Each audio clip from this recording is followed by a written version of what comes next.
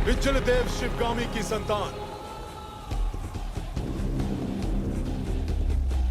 जिसे भल्लाल देव के नाम से जाना जाता है।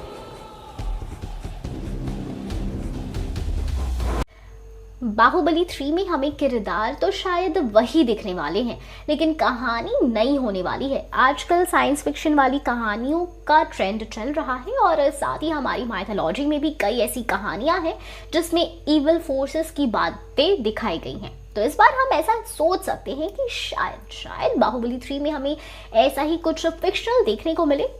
बाहुबली 2 के एंडिंग में हमने ये देखा था कि महेंद्र बाहुबली ने मूवी के मेन एंटागोनिस्ट यानी विलेन भल्लाल देव को मार दिया था, लेकिन ऐसा भी तो हो सकता है कि पार्ट 3 में भल्लाल देव का रिबॉर्न हो, क्योंकि वो एक बहुत ही बेरहम इंसान था जिसकी कंपैरिजन डेविल या जिसको ब्रह्म राक्षस कहा जाता है वो था। और फिक्शनल वर्ल्ड में ऐसे डेविल को कोई बैड विश अपने मैजिक से रिबॉर्न कर सकती है और वो दोगुने पावर्स के साथ फिर से जन्म लेता है और उसका एक ही मकसद होता है अपने मारने वाले को मारना और बदला लेना। अगर भल्लाल देव वापस आता है तो वो बाहुबली के ही पीछे जाएगा और इस बार हो सकता है कि बाहुबली को उसका सामना करने के लिए किसी मैजिक की या सुपर पावर की ज़रूरत पड़े, क्योंकि इस बार विलन की शक्तियाँ ज़्यादा होने वाली हैं और वो हीरो पर भारी पड़ सकता है।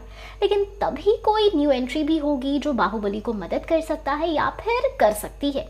ये पॉसिबिलिटीज़ ये भी है कि महेंद्र बाहुबली और अवंतिका का जो बच्चा हो उसी में कोई मैजिकल पावर्स हो और वही डेविल भल्लाल देव को खत्म करने की चाबी हो। होने के लिए तो भाई कुछ भी हो सकता है और सोचने वाली बात यह है कि क्या महेंद्र बाहुबली का बेटा भी उसके जैसा ही दिखेगा या इस बार किसी और सुपरस्टार को कास्ट किया जाएगा। ये तो अब आने वाला वक्त ही बताएगा।